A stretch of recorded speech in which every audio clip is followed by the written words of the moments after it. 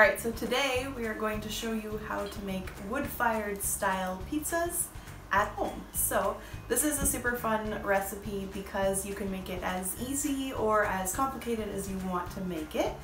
You can have a lot of different shortcuts, but it's a really yummy way to make a fast and tasty pizza at home. So to get you started, you're going to need some pizza dough. So there's a few different options. I'll share with you one of my favorite easy recipes for pizza dough. It's just a really basic bread dough recipe. If you've got some extra herbs or garlic, you can go ahead and add that to the dough if you're feeling fancy. But there's also a really fantastic shortcut. You can use some store-bought pizza dough, or head over to any bakery. A lot of them will sell pizza dough too, and that can save you a lot of time when you're making the pizza. So today we're going to make a basic margarita pizza. So you're obviously going to need some pizza sauce. You can just buy some store-bought, but again, if you're fancy, you can make your own. We're also going to need some cheese. You can pick any cheese that is your favorite to put on this pizza, but for a margarita, we're actually going to use fresh mozzarella. Now, it doesn't look like much, but it really adds something to the pizza. You can pick up fresh mozzarella. You can get 2 balls of fresh mozzarella for $5. I'll show you the brand that we usually buy.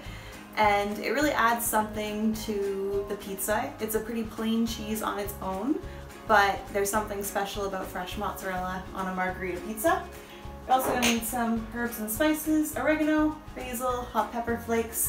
If you've got fresh herbs, go for it. It makes a difference, but if you don't have them, that's fine, you don't need them either. You can also add any pizza toppings that you like to these pizzas. So the pizza cooks for a really short time, so anything that needs to be cooked you might want to cook ahead of time, but you can add pepperoni, ham, other cooked meats. You could add some veggies, you could add spinach, garlic, whatever you like. Feel free to add it on top of your pizza.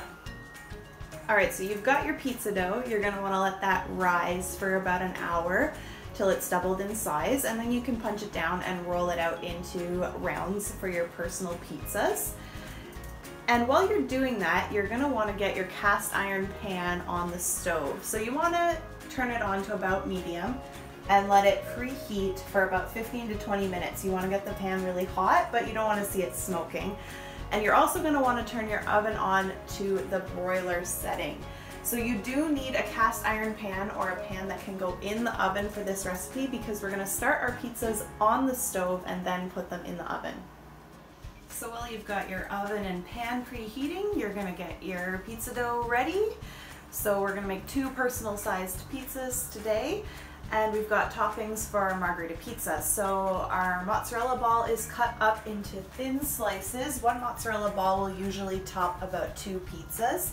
And today we've also got some feta, some herbs and spices, and we've got fresh herbs. We're going to put those on after the pizza cooks so that they don't burn or dry out in the oven. You're going to want to get all of your ingredients ready to go, because these pizzas assemble and cook in about 5 minutes. Alright, so this is the fun part. So basically what we're going to do is throw the dough in the pan, top it while the bottom starts to cook, and then throw it under the broiler for about 2 to 3 minutes until it's nice and browned on top, and your pizza is ready. You're going to want these because after the cast iron pan goes in the oven, remember the handle will be very hot.